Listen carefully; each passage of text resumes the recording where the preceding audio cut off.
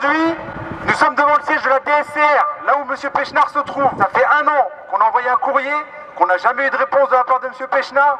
Nous demandons un rendez-vous urgent, parce qu'aujourd'hui, c'est 200 sociétés en France qui sont en train de mettre la clé sous la porte. C'est des clients qui ont besoin de ce système-là pour pouvoir passer le permis de conduire, qui aujourd'hui n'ont aucune autre solution que de payer plus de 50 € une heure de conduite en auto-école. Donc nous demandons urgemment à la DSR et à M. Pechnard de nous recevoir. Descendez, laissez-nous travailler, on va pas du RSA, laissez-nous travailler, on les loue, on brûle pas des voitures, on les loue, on brûle pas. Oui, voilà, donc on a été reçu donc, par les responsables de l'établissement public chargé de la sécurité routière. Donc nous, notre message a été très clair. 2 choses. Première chose, on a demandé donc l'annulation de l'arrêté. Ce combat, on le gagnera pour 2 raisons. La première, c'est qu'on ne peut pas demander à des sociétés de location de véhicules double commande d'exiger une formation pour l'accompagnateur, alors que dans la conduite accompagnée, l'accompagnateur n'a pas de formation. Donc vis-à-vis du public, on est dans notre bon droit. C'est pas très clair.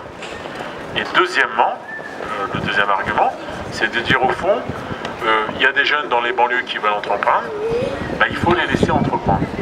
Ils ont compris le message, ils ont très bien compris le message, et que maintenant ce n'est plus une question administrative, mais c'est une question, on va dire, politique, et d'un lobby qui est celui des auto-écoles, qui a donc mis de la pression auprès d'un établissement public pour prendre un arrêté.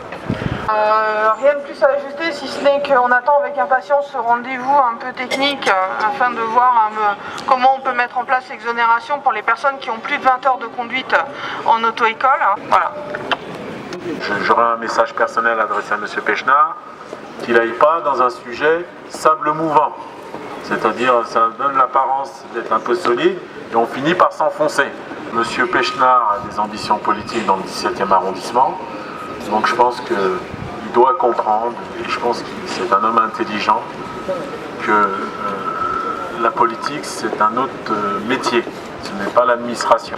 Les Français soutiennent les sociétés de double commande, les Français veulent ne pas payer cher pour faire des heures de conduite, et qu'en fin de compte, lorsqu'on entend partout les hommes politiques nous dire, et toutes les administrations nous dire, qu'ils mettent en place des politiques publiques pour faciliter l'obtention du permis, et plus spécifiquement pour les gens de banlieue, parce qu'avoir un permis, c'est avoir un boulot, là, on a une incohérence. C'était l'arrêt KPMG sur lequel